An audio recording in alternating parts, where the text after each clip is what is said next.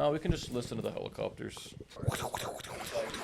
2024 NBA Redraft. Let's get right into it. It's only been 1 year, and we are redrafting, which is not smart because literally some of these players in the top 4 and 5 have like barely played the game of basketball in the NBA. And there's a bunch of guys who were drafted way later that have been shining. So this is going to be really interesting. We are each going to take a turn. So I'll go first, then Mateen, then Cam, and we'll go down the line. Maybe do the lottery, maybe a couple picks more. I don't know. Maybe go down to the Lakers and Warriors top there. I don't know. But cool. Number 1 overall pick. I am a Hawks fan, and I regret nothing about this pick. I'm still going to go Zachary Rizajay. Second in Rookie of the Year, 6'10", shoots anywhere on the court. And the thing I like most about him is he just has so much potential in his size. Like, this dude weighs 200 pounds at 6'10". So I think once he starts bulking, like maybe another 25, 30 pounds, he'll be a lot better. He actually didn't play as much in his first season. He probably played like 22 minutes a game, not only because he's just a rookie, but because he is trying to bulk. And the more you play on the court, obviously the more calories you burn. And he's really trying to, set this season up for the rest of his career, as, the Hawks weren't winning the championship this year. And there's a couple other guys. There's a Rookie of the Year available, but I think Risa J has the most potential. So we can get into why I didn't pick the other ones. Do you guys agree, disagree? It's a decent pick. I can't get mad at it. I mean, you have Trae Young on the team, so taking a point guard doesn't really seem that amazing, in my opinion. But no, I'm not mad at Reed Sheppard at 1. I mean, I still think he's raw. For being catching as much flack as he did as a number 1 pick, he was actually pretty solid. And I mean, I don't know. There's like one other guy that I personally would have taken over him in that position, but Okay, we can talk about it when we get there. Yeah. Okay. At 2, I think I'm going to stick with the Wizards' pick of Sarr. I think he's just a good fit for that team. They needed a big man. They still need a big man. I mean, I think towards the end of the season, we kind of saw what he could do. He had a lot of high-scoring games, a lot of 20-10 games with a couple blocks. I think he up there with Reed Sheppard in terms of being one of the most raw players in the draft. But if things work out for it, he could be an all-star, all-defensive team center. So I still think the Wizards take Sarr comfortably there at 2. I don't think there's much to say about that. I mean, yeah, you could definitely debate either that or Castle. Sarr definitely has more potential. I do have concerns of he is not a center, and for being a power forward, his outside scoring is really questionable. So I think he's kind of in that tweener. I mean, maybe eventually he can grow to be a center, but right now he doesn't have much rebounding skills, much shot blocking, or just overall rim protection skills. He gets blocks, but it's not like he's not Gobert. Nowhere near it. That is true. The thing is. And we've kind of seen Castle already do more. I do have concerns about Castle, so I'm not mad at the Sarr pick. Mm-hmm. But I guess centers are that important, though. Yeah. The way I look at it is in 5 years, Sarr could be the best player from the class. Yeah. Without and I wouldn't question. be surprised. And I wouldn't be surprised. I think it's between him and Reza J for the most potential, for sure. No, that's true. I mean, I don't know. I actually, even going the big man route, would have gone a different direction. I personally would have picked Khalil Ware there, because I like his potential more and what I saw from him more. Sarr just looks.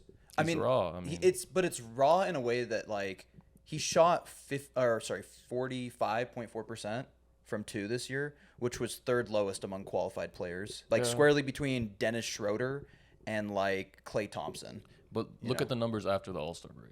No, I mean, I get that he played a lot better. I think he's got great potential. I just think he the counting stats don't represent the season that he had. I guess. Right, but he's in a situation where he gets to do that, and that's fine. Versus a guy like Khalil Ware, if he's taking Alex Sarr shots of, taking multiple threes a game and mid-ranges and all of that. Well, yeah. And then also, I just think, when it comes to, when we draft these players, what's really important is how they'll eventually translate to the playoffs. And I think Sarr is a guy who, he's pretty hard to play off the court. Versus Khalil Ware, I could just see him being a guy who, and I'm high on him. He'll probably go top 5 or 6 in my opinion. Yeah. But he's just pretty slow-footed. I mean, he's a 7'1" guy. That's not. I mean, Sarr is also around 7 foot, but Sarr's fast for a 7-footer. Yeah. Which is something where I personally do value ceiling. I don't think Khalil Ware's ceiling is that high, but I think he's going to be an all-around good big.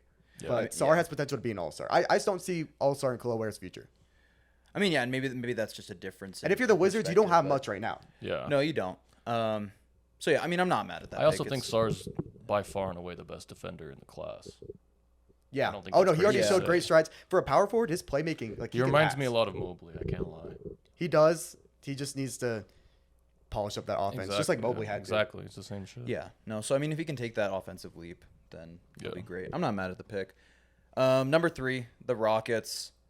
I was gonna go Castle as actually my number 1 originally, but now that we've gotten to the Rockets, I kind of want to go Jared McCain instead, because you think about what Reed Sheppard was supposed to be for them, shooting and scoring.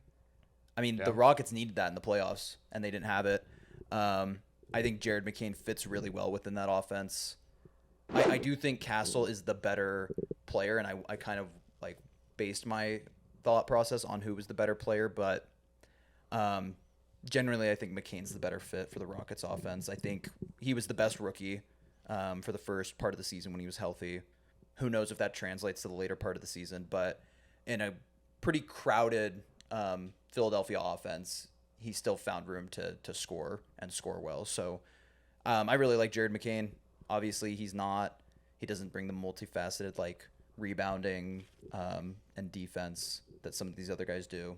But just for scoring capability, I think he's a better fit for the Rockets than Castle. I mean, he can dribble, he can shoot, he can. I mean, he's not the greatest defender, but he can defend, he can pass, dribble, he can shoot. he can. I mean, at the end of the day, if you have all those skills, you're gonna be playable, and that's something that like even though Castle has the higher ceiling, it's like, I mean, we'll get to Castle. I might even pick him next, but Castle, like his jump shooting is a concern. Like I don't know, like I don't want to just rely on this dude eventually being a good 3-point shooter, because that's just not how basketball development works. But I don't know what team is number 4 again? Number 4 is the Spurs.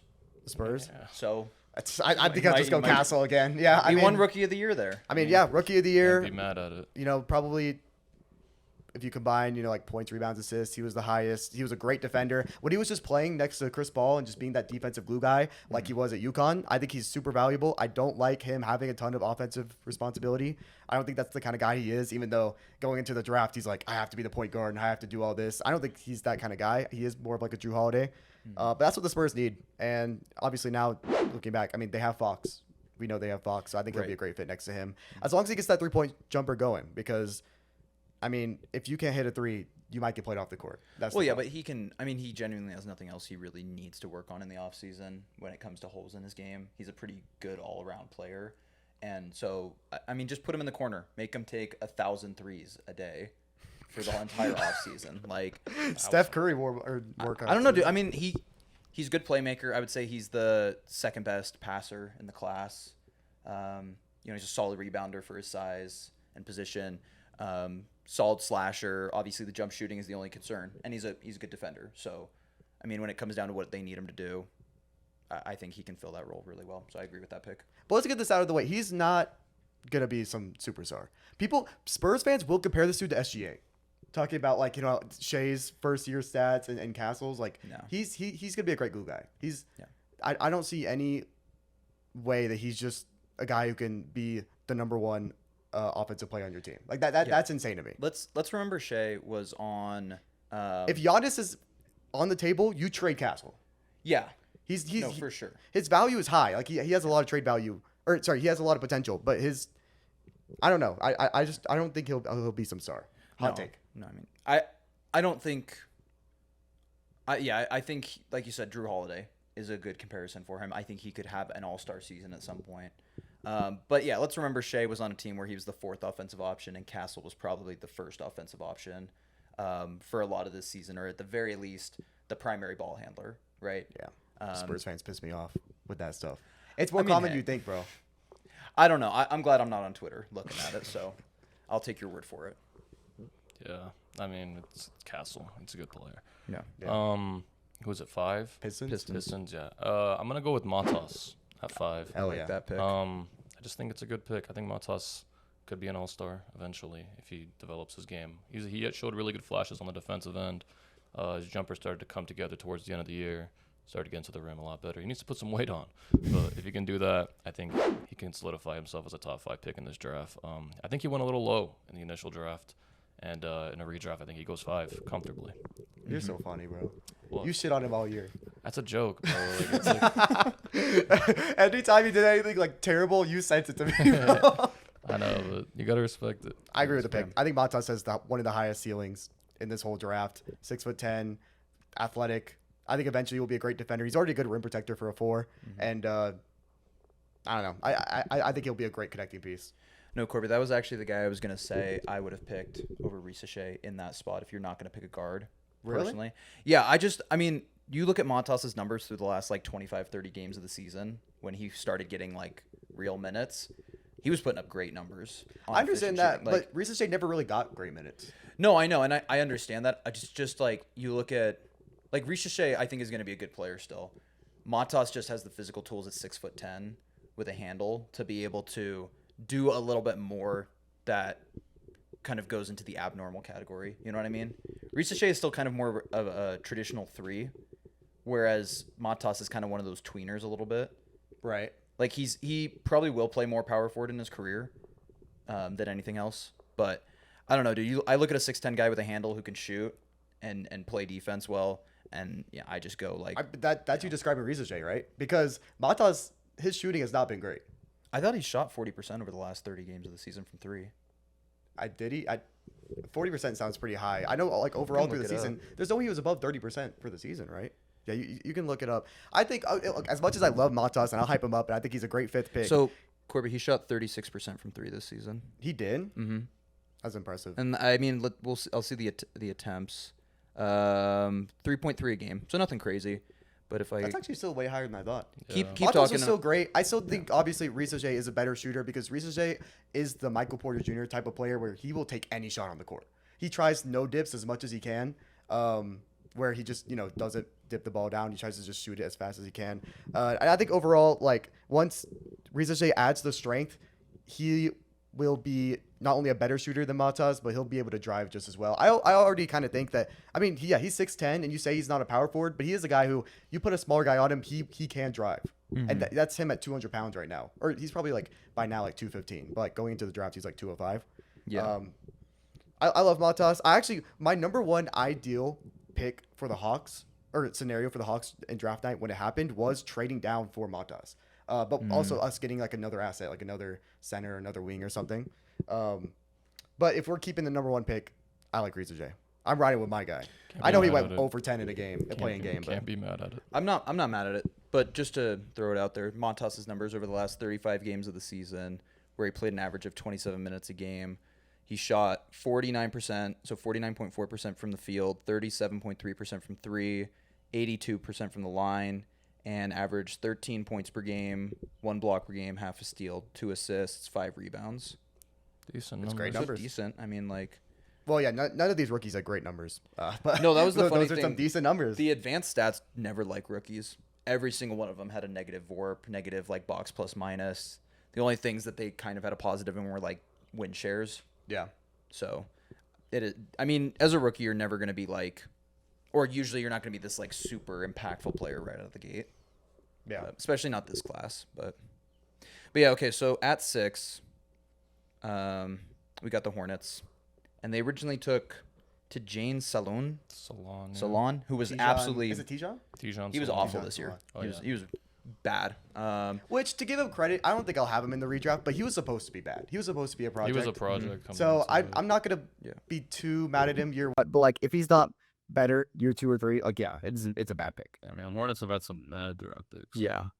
So I don't know. I would love for the Hornets to get a guy here who's going to be a super high impact guy, but I think the better route for them to go is Jalen Wells. Really? Yeah. Because I would have went a different direction. Because I would have been multiple different directions. Personally, so this is the way I look at it personally.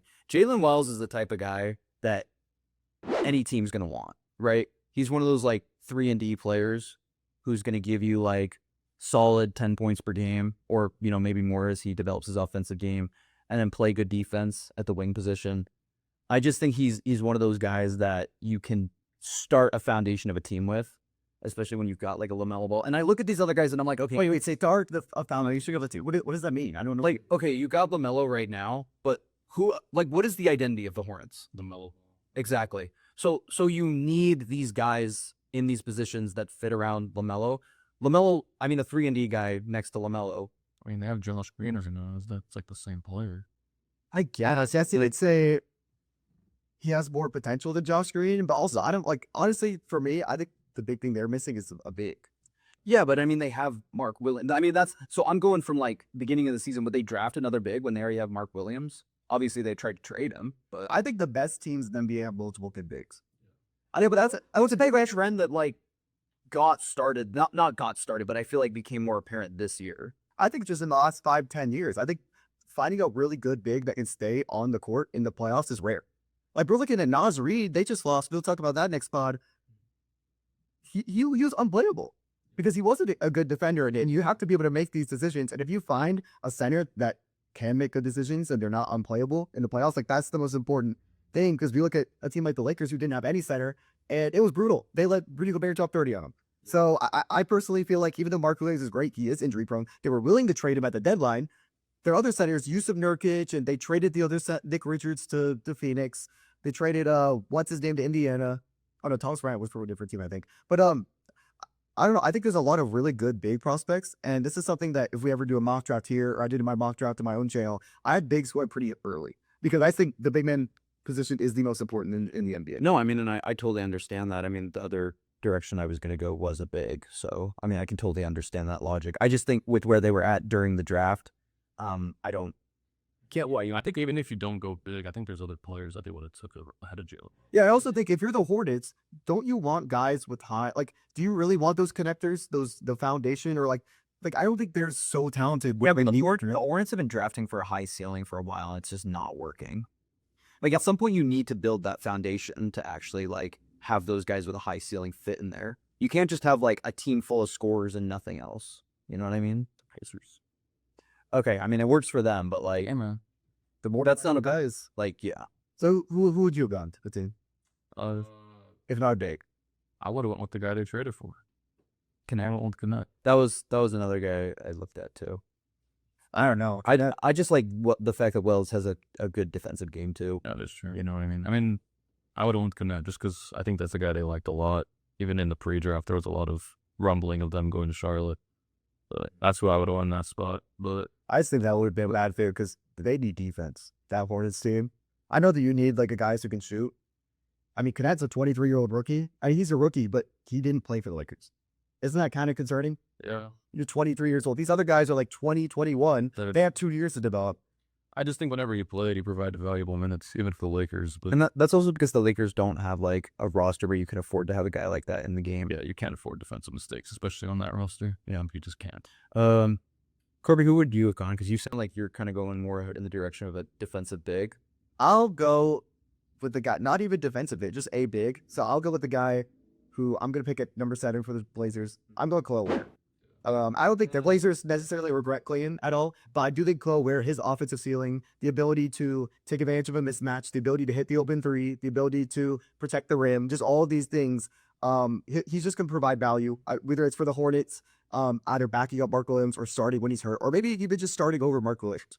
Or, for the Blazers behind DeAndre Ayton, who I think will probably get shipped out this offseason if I had to guess, because Clinton's been so good, and I think Ware would show enough that they had just ship Ayton out because he hasn't shown much. Just all around, I think, I don't know why he fell. I don't know. When I was scouting, and I'm not some professional scout, right? But I was looking at it, this dude was like 40% from 3 in college, 50+% from the field, was just taking advantage of smaller guys, which will happen in the NBA. And then just, he's a lob threat. He's already gotten crazy lobs from Bam Adebayo, Tyler Hero. I think he has a high ceiling. I don't think it's like the highest ceiling. I think he could just be a really solid center. And that's just kind of what I think that's what most NBA teams need, personally. Right. Yeah. I don't think there's that many good bigs anymore. No, I mean, I like that pick too. That was the other guy I was looking at that spot. I mean, obviously there's like a few bigs coming up that, I mean, I would assume we all have similar opinions about because they all had like decently solid seasons. Right, yeah. But Kalower just offers you that like other facet of being able to shoot the three and being a little bit more mobile, which I really like. I love Kalower as a prospect, as a player. I just think he does everything you need from a center. You can shoot the ball, you can play defense, you can be a lob threat, set screens. Not much else you need from a center. I mean, he's been prototypical center in today's NBA. It's a good pick for the, what team was it? Blazers. Yeah. I think if they redid it, they'd take him over Klingon. Yeah, if only got 15. Yeah. We know a Heat fan, dude. Logan was ecstatic. Simi Kalower. I would have been too, dude. Yeah, he was pretty. Yeah, I'm pretty sure Minnesota was nice. I think it's so. The spare Antonio. First traded I picked to Minnesota. We'll just say Minnesota. Minnesota. I'm gonna stick with Rob Dillingham. I don't think he had a lot of burn this first year, but when he did, and everyone's like, "Oh, this guy can score the ball." Mike Conley's still getting old. I think if you look point guards, it's him or another guy, which I still think would go in the lottery. The other guy now, but I'm still gonna go Rob Dillingham for the Minnesota Timberwolves. I like it. He didn't show too much, but I wasn't disappointed by anything he showed. I mean, he's supposed to be a 19-year-old rookie. He's not supposed to give any minutes on a playoff contender.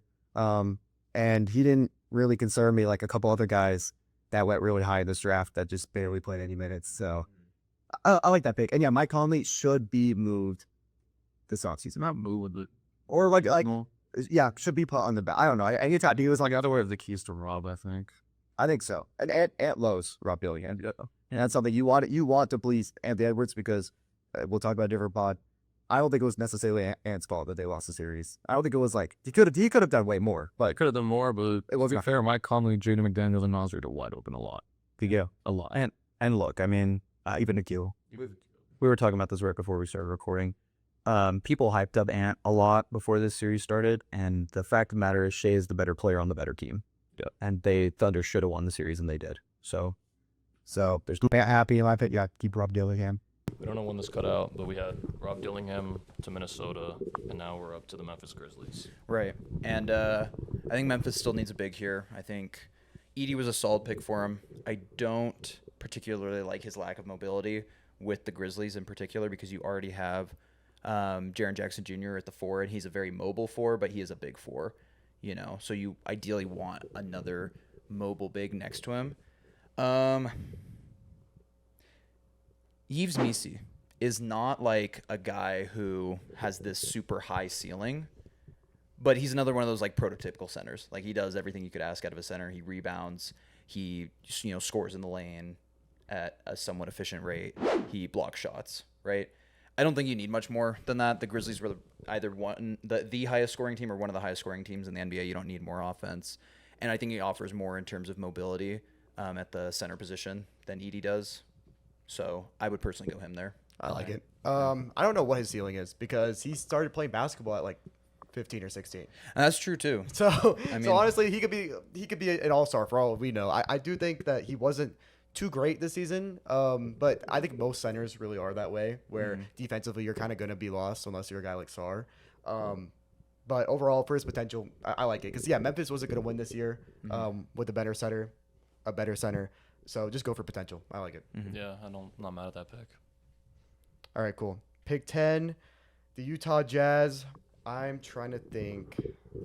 So here they took originally Cody Williams is not touching the who was rim. not good at all either. Absolutely brutal. Probably shot in the 30s for field goal and then in the 20s for it was something like that. Looking bad. He might not have scratched. Well, I don't want to be disrespectful like that, but let's take a look at his stats first. He might have touched 32% from the field, 26 from 3. His effective field goal percentage was 39, and his true shooting was 41.9. Wow. that 10th pick is cursed because That's bad. Johnny Davis was also pick 10. So all right. the Utah Jazz. Ideally, you want to go for a high ceiling guy, and I think there's a couple, but I'm not gonna lie. I think with pick 10, I'm going Ron Holland. I think during the draft process, I had him top 5 of just like, how good they were as prospects. I didn't see anything that made me mad about him, and I still think his ceiling is high. I still think he could be a Jaylen Brown type player. He's explosive. He could defend. He was one of the better defenders on that Pistons team. And overall, he just has, in my opinion, the highest chance to be. Just has the highest ceiling. That's all the Jazz. The Jazz already have a lot of just decent players. They don't need another decent. They don't need a connector. So yeah. Do you really feel like Ron Holland has that offensive potential though when you watch him? Amin Thompson, bro. I think he's. But 6'8", explosive. I mean, we've seen him dunk. We've seen him already defend. I kind of like. I mean, he does need to clean up the playmaking, but I believe in him. I do. I do too. I'm not gonna let. I'm not mad at it there. Even at his very like lowest potential, like he has a very high floor. Even if he doesn't develop his offensive game, he's still an elite level defender, or at least a very good defender. Right, Yeah, and every team needs a good wing defender. So I mean, he got playoff minutes, which is Yeah, something a lot of rookies can say. between him and Aswar, they were the two primary like defenders on the best player on the other team usually. So Yeah, No, I like that pick. I like that pick too. So next up we have It's the Bulls, correct? Yep, the Bulls. Interesting. You don't have any notes or Interesting anything? spot. No, I have notes, but I'm not glad. There's someone I think that's like pretty obvious. He's just got it locked. I in do his head. too. But I want to go a different direction. I'm gonna go with a guy I'm pretty high on. He might not deserve to be lottery, but I think he's the best playmaker in this draft. I'm gonna go Isaiah Collier. Thank you. I had him going really high in my mocks as well. I don't know, dude. See, I know you don't like him. I know you don't that like much, him, but yeah. I like him a lot too. I see a lot of scoot. I see a lot of like the same shit. He gets to the rim really easy. He gets to the line a lot. Good. I think he's the best playmaker far and away in this draft. Absolutely. When he got those point guard duties for the Jazz when Keontae and Sexton were out, it was like, wow, okay, this guy could actually like run a unit. Like he looked solid out there. He was getting 9 assist games, 8 assist games. And as a rookie, that's not something easy to do, especially when you're only getting around like 28 minutes a game. And the good thing is he had a good assist to turnover ratio as well. I mean, if he cleans up his shooting, which it's hard in today's NBA to shoot the ball really well, especially as an athletic point guard.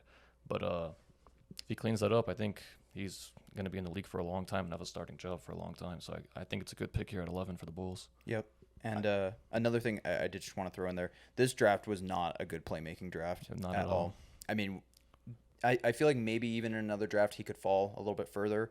But when you have such like it's basically him and maybe Castle. Yeah. You know, there's not very many playmakers in this draft. So when you're the Bulls and you have a need in that spot, you need to go get a guy like that, even if it's a bit of a talent reach. And no, I really like him. Like you look at his physicality as a point guard and his ability to get to the basket.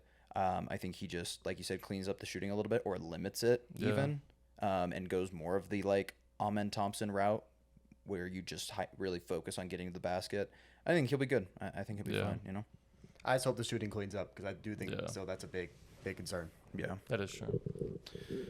All right. But all right. So Pick 12. Pick 12 to the Oklahoma City Thunder. Now, we've talked about this guy. I think there's one obvious pick here, and you guys might disagree with it, but it's Dalton Connect. Yeah. Because if you put Dalton Connect on the Thunder, that is a perfect situation Oh, for yeah. him. You surround him with all those great on-ball defenders. I think that's where I had him initially in my mocks, too, was him going to the Thunder as an Yeah. older rookie just to get some playing time. But I think that's a perfect fit in my book. it's perfect. I don't really have much else to say even. I mean, if you disagree, we can talk about it, but I guess I think he doesn't really fit the identity of the Thunder. I feel like everyone can defend. I'd even before him, I think there's a guy on the Thunder who'd be a better fit. They pick someone in the second round who's like a really solid player. No, yeah, I I mean, they could have gone him, but I don't know. I just look at the Thunder and what do they lack? Shooting. Okay, but what does Dalton Connect bring? Wait Shooting. Wait a second. But if they're lacking a shooter, there's someone in this draft that's not as good of a shooter, but still a shooter that actually has a high potential. I guess, but Bob like Carrington would be the pick here. I They don't picked a guard in Nikola Topic. Now you pick a guard who's better, who can actually shoot, who has potential. I gotta be fan. I gotta be honest. I'm not a fan. Of Why? Bob I love Carrington? No, I not love really. Bob Carrington. I'm just not like I'm not high on him. I don't know. I think he's like, and I know it's not like it's not a great player to compare him to because this guy just got cooked in China, but he is like a D-Lo type of player. bro. Did you see that video? Crazy, huh? But he is like a D'Lo type of player, and at pick 12, you want a guy like that. I mean, has D'Lo had moments where he's played himself off the court? Yeah, but just a guy who like you can't leave Bob Carrington open. And I understand you had the same idea with shooting in Dalton Connect. I just think that Carrington actually has the type of ceiling of being a defender, of being or a little bit more of a defender. I guess, but you want to talk about not fitting the identity of the Thunder. Bob Carrington would not fit the identity of the Thunder at all from a like personality standpoint. Like you said, he has those like D'Lo moments. The Thunder are not a team that does that. They're very controlled in the way they play. More on the Thunder So than I do Connect knows his role. Like he will play within his role and he'll play within himself. I think that actually like even though he doesn't have the talent level of some other guys, I think that actually improves him as a player. Is that he knows his role and he plays within it. I can agree, but also I can say Bob Carrington played on the Wizards. So he's just like, yeah, he has those stupid moments, but he kind of has to. He is on the Wizards. If he was on a Lakers or a Thunder, I think he might just play smarter. I guess, but you're also like you're comparing his skill set to that of D'Lo, and D'Lo's a guy who functions best as the number one option within an offense. So, I mean, this is kind of like his ideal situation where he's handling the ball a lot. Do you think he's really a guy that would thrive in like a catch and shoot role. I don't think he'd be good in a catch and shoot role. A lot of his buckets, he was really good from the mid range this year, like off the dribble mid range shots. I actually think that's what OKC kind of. I mean, like, yeah, they just made the finals, but they were games against the Nuggets, even a couple games against the Wolves where their offense was super stagnant because no one else can really handle it that well. And I don't know. I like Bub Carrington. I even think there's another guy who I don't understand how he fell to 13. So let's go ahead and pick for the Sacramento Kings. Give me Donovan Clingan. I don't know how he fell this far. That's a good pick. That's a good pick.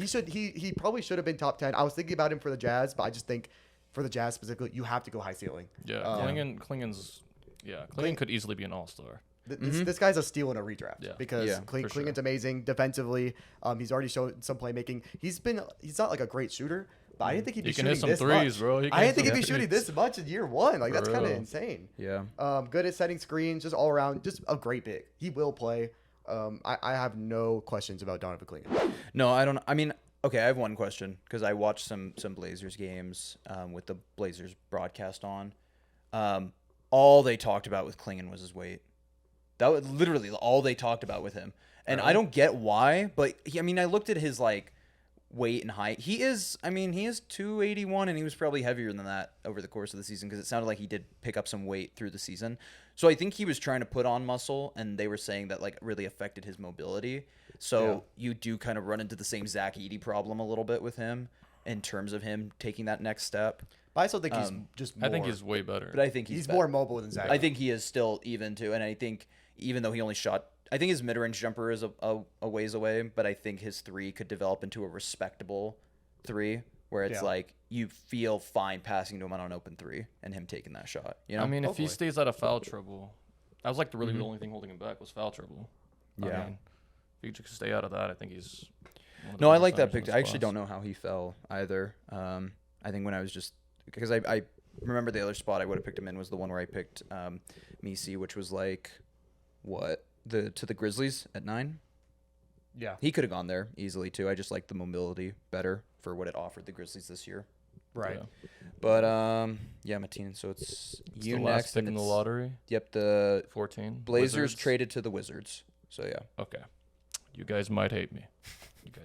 But I'm going with the Wizard. I think this guy could be a superstar one day if it all works out, but he also could be out of the league in like 2 years. I'm gonna go with AJ Johnson. At the end of the year, he showed me some shit, man. And He did. And even though it might have been really inefficient, even though there was flashes, man, and I think he could be a superstar. I mean, it may be a crazy pick to take him at 14, yes, but I'm gonna take him at that spot. I just think there's a better Wizard. That is true. I mean, that's who I thought you were gonna say. Yeah, no, when you there is said a better that, but Wizard as well, but I mean, yeah. I'm gonna have to buy high on AJ Johnson. Well, I mean, if you're right, you're right. So Yeah. we want to shuffle past the lottery a little bit, just do like We could do a couple. next Maybe couple shout out picks. some names and stuff. So Yep. up next is what the The Miami. Heat. So here's Could an take Bub. it's an interesting place. I feel like even though I'm not like super high on him, I think I'd take him there too. And even Shannon. Terrence Shannon might be. Maybe. Terrence Shannon, but Bub did get more playing time, and we saw more out of him. Shannon obviously was on a playoff team, so it's hard to like Ryan Dunn. say. But also Shannon's 24. Ryan Dunn is another guy too, but just like in terms of like what Miami. I mean, I guess they got Tyler here already. I don't know. Miami's a weird No, team. they still need a point guard, or at least like a I- backup guard. they- They have Davion yeah. Mitchell. I think he's they'd go cool. Bub. I think they go Bub too. Miami's just a weird team, dude, because they have like, you look at them and they don't like have a big hole. They just don't have guys in their positions that are good enough. Yeah. You know, Yeah. like I love Wiggins. Andrew Wiggins is not like anymore a guy who's going to be like your third offensive option and win you a championship. You know, Yeah. Right. Who's a 16? 76ers.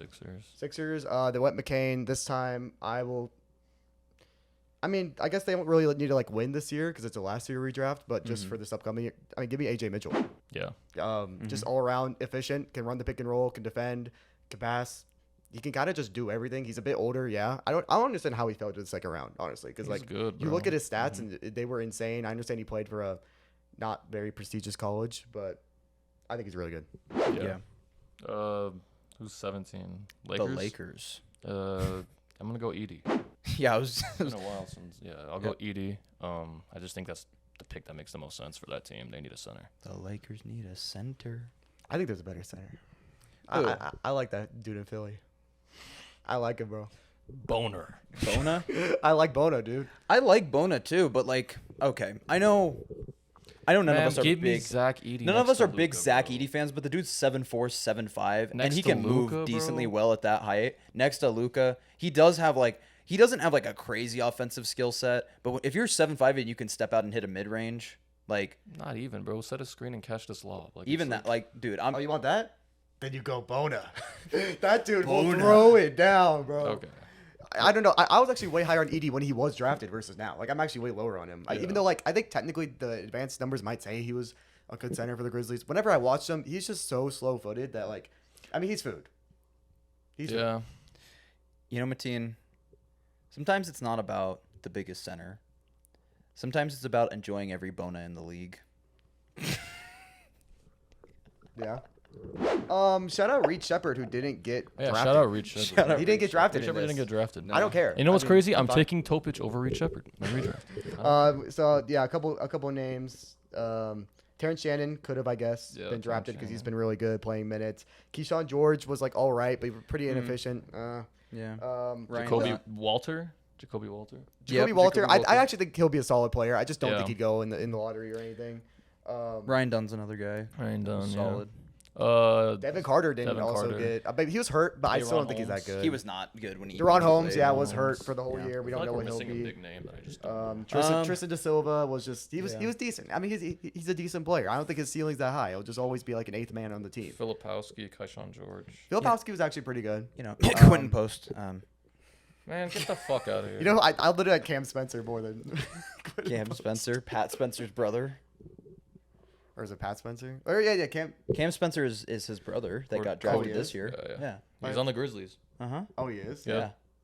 Oh, that's where I know him from. Maybe I think I was thinking Pat Spencer, you probably just barely learned about this year, but he's been on the Warriors for a couple years. Yeah. Has he? He's been Yeah. there. Yeah, I didn't really know until this year. He was saving y'all. Yeah, Bucks he were- was. bro. Headbutted Şengün and set the tone for losing Game 6 but winning Game 7. So Yeah. Okay, I think that's it. I mean, we can Yeah. kind of just talk about just because it is pretty big. I mean, the number 3 guy not being redrafted in the lottery. I don't think he was given that much shine, but when he was in the court, it was pretty bad. I think he was supposed to be a guy. I understand he's young, right? He's not like one of the older guys drafted, but he was supposed to be a guy who the second he gets on the court, he's supposed to be impactful. Yeah. yeah, And the fact that he wasn't, I just don't think he's just gonna learn that. Like he was just one of those players I thought would be all rookie first team solely for his current day skill sets. I hope it works out for him because from college he looked like a really good player. Like I thought he would be solid day one coming Yeah. to the NBA. But I will just say the Rockets in the last couple of years have not been good at developing these guys that are what are number you one talking option. about? I guess. offensive Well, players. you're When just talk talking about Cam Whitmore and you talk about Reed Sheppard. Cam Whitmore doesn't get burned, bro. He's a bucket. That's But what I'm that's saying. what- that's what he's I'm saying. saying. So they don't give these guys guess. run, like, and because They they gave maybe it's because they Sengun have a so run. many young guys. They gave Sengun an well, they gave Sengun. Sengun run. They gave I think they just have too many young guys. Honestly, Yeah, they Yeah, should I I definitely think they ship just some have out. too many mouths to feed. You That know? is true. Because Whitmore's so good. Reed Sheppard, Cam Honestly, Whitmore, and Call a me bag of crazy. chips for Giannis. If a team were to give a package out for KD, I think they have the best offer. Yeah, but me and Corey were actually talking about this, and I was like, do you really want to put KD on the Rockets right now and stunt the offensive I development mean, it's of not their young about. guys? I just think that they have the best offer. It's not about whether you want them on the team or not. It's just I like, mean, would you OKC rather? always has the best offer. Yeah. No, I mean they just I do. mean, they do. Yeah, but I don't think they do that trade. If they win the chip, they don't. Yeah. I'm why not would gonna you do use it? to the Pacers. You make moves. You're not losing. All right. You know what? No. I got a proposition. Right? The Thunder trade for Kevin Durant, but they make him wear 47. Just a nasty number. He doesn't get to wear 35 again. Why? He's got to wear Why? 47 to pay. Oh, if he's on the Thunder. on Oh, the Thunder, yeah. I Yo, think you at the know, Rockets. yeah. I'm like, what? No. Oh. I mean, yeah. But like even 47 is like sick. Like Yeah. make it like 92. 90 lineman number. Whatever Poku's number was, make it wear Poku's number. 17. Was it 17? Yeah. That's not even a bad number. Yeah. Isaiah Roby. Make him wear 68. That's a solid. All Yeah. right. It's a- You're yeah. That's a doing pretty too bad much, number. man. All right, cool. We'll probably put it on the screen. What do you guys agree, disagree with? We might do one more, maybe. I don't know. If you guys enjoy, like, comment, subscribe, and peace out.